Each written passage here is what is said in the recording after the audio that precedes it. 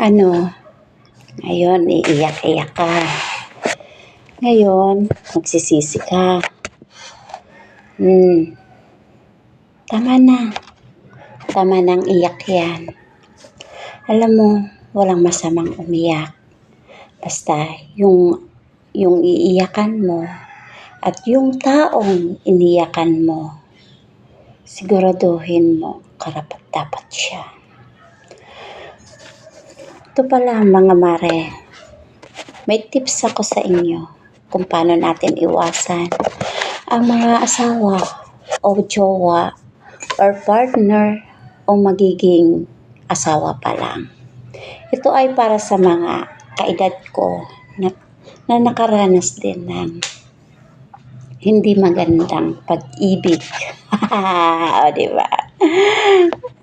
Ito ay kung may katulad din ako na kagaya ng aking mga salimuot na pangyayari sa buhay.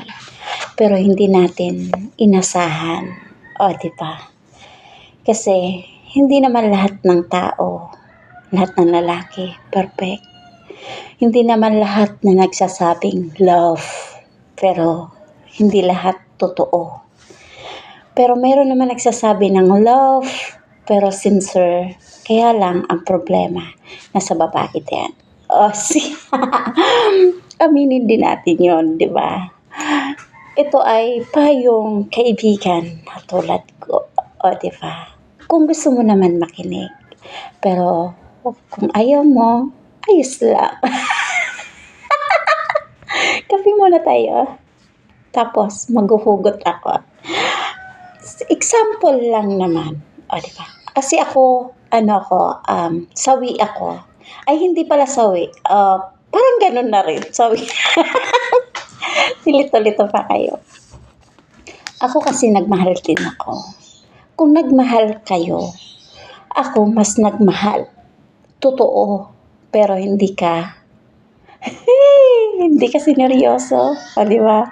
Kasi nga, yung taong minahal mo, siya yung tipong, hindi ko alam kung marami ako masasagasaan na boys o talagang sadyang ganun lang sila. O, diba?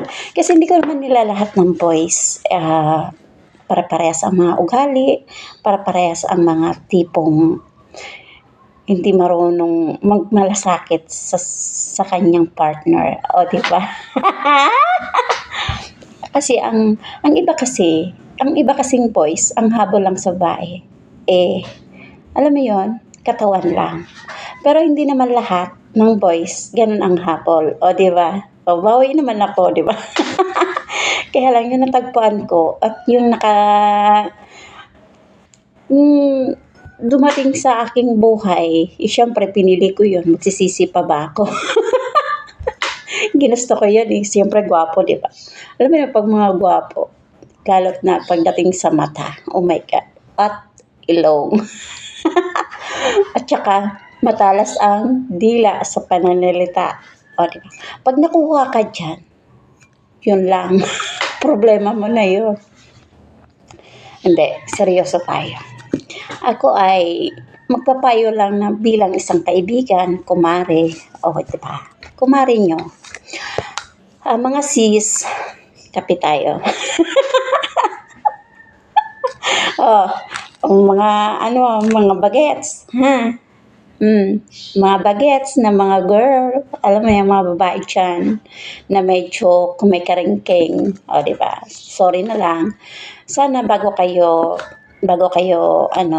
lumagay sa tahimik, lumagay sa pag-ibig na yan, siguraduhin nyo muna yung taong sasamahan nyo ay handa kang, hindi sa pakasalan ha, handa kang samahan hanggang kayo ay nabubuhay, o diba? Kasi ang kasal, normal lang yan normal lang yan. Kasi hindi ako nakaranas ng kasal O, diba? Pero pagdating naman sa pag-ibig, medyo minalas ka lang ng konti. Pero Pero okay lang, at least nakaramdam ka ng pag-ibig. Kasi tao lang naman tayo, eh. Tao lang tayong marunong magmahal, oh, 'di ba?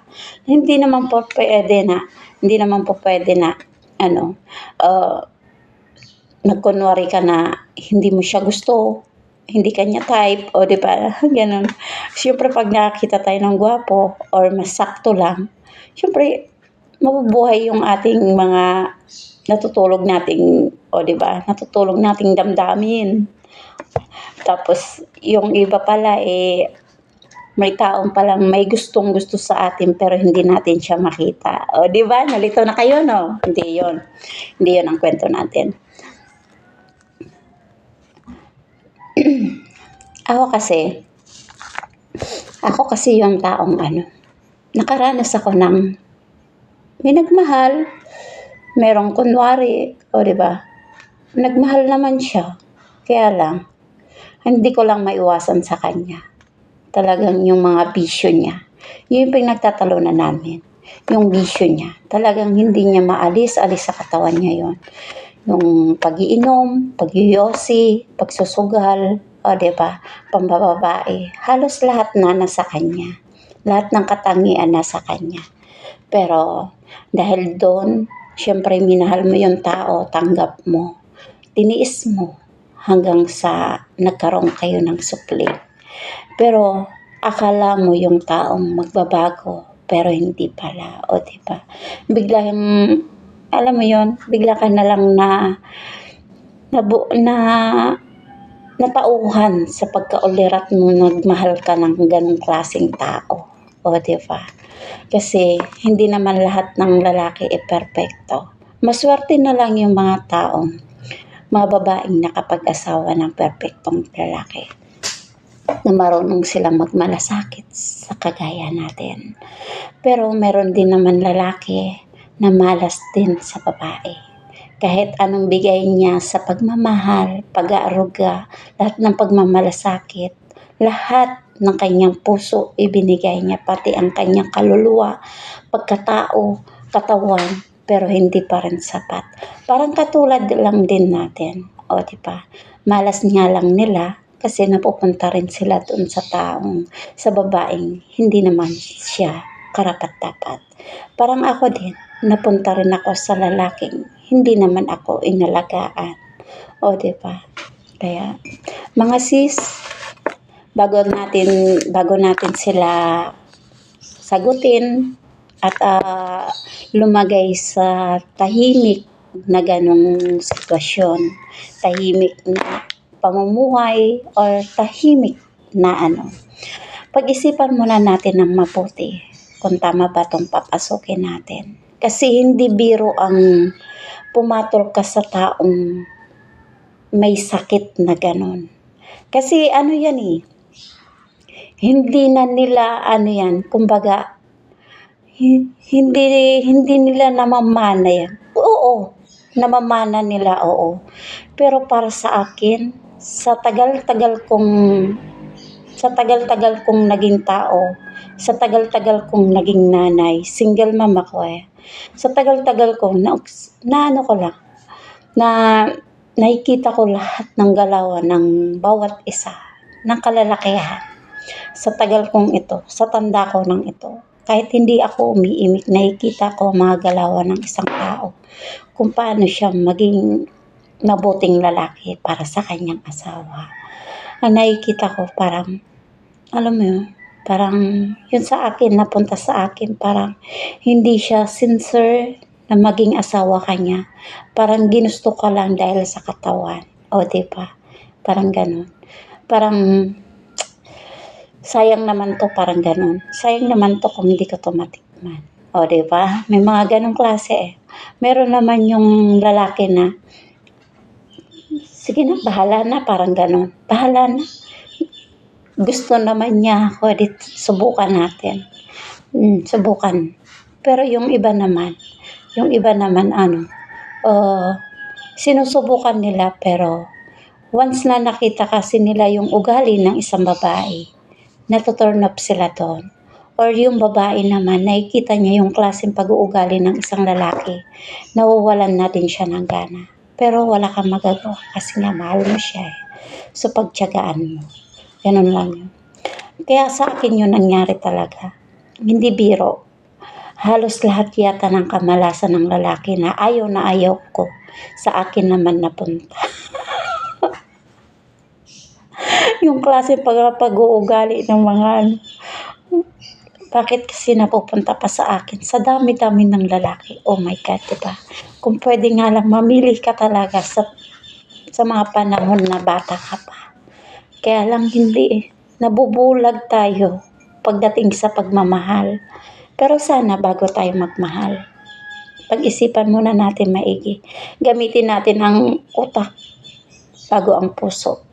Pwede naman ang puso karugtong ng utak. Oh, ganun na lang. Kailangan timbangin nyo ng gusto. Meron naman na nagmahal na tulad ko noon, nagmahal ako, halos buong buhay ko ibinigay ko. Pero hindi pa pala sapat. O, di ba? Inanakan ka lang. Ganun lang yun. Kaya, sa mga single na tulad ko, laban lang tayo. Makakaraos din tayo sa mga panahon na pinagdamot sa atin. O, di ba? May mga ano naman. Kahit hindi na tayo mag-asawa, ang importante at mahalaga, naranasan natin magmahal. O, di ba? Proud tayo. Proud tayo, syempre. Naranasan natin magmahal, nagkaroon tayo ng anak, naranasan natin maging nanay. O, di ba? Tapos, naranasan pa din natin na mag-alaga ng anak na kasing ugali natin. O, di ba? Ang iyon ang masaklap doon. Kahit wala na tayong mga asawa. Sa laki ba naman ang experience? O, di ba? Sa laki ba naman ang experience na nangyari sa atin o sa akin? Siguro naman, laking aral na sa akin yun. Kung meron man siguro sa akin magmahal, halimbawa lang,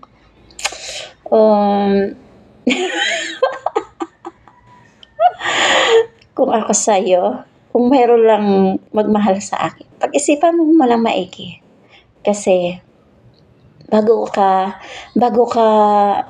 pumasok sa isang tulad ko, ha, boys, bago ka pumasok sa isang tulad ko na single mom, siguraduhin mo muna yung sarili mo na sincere ka at kaya mong tanggapin ang kanyang mga anak.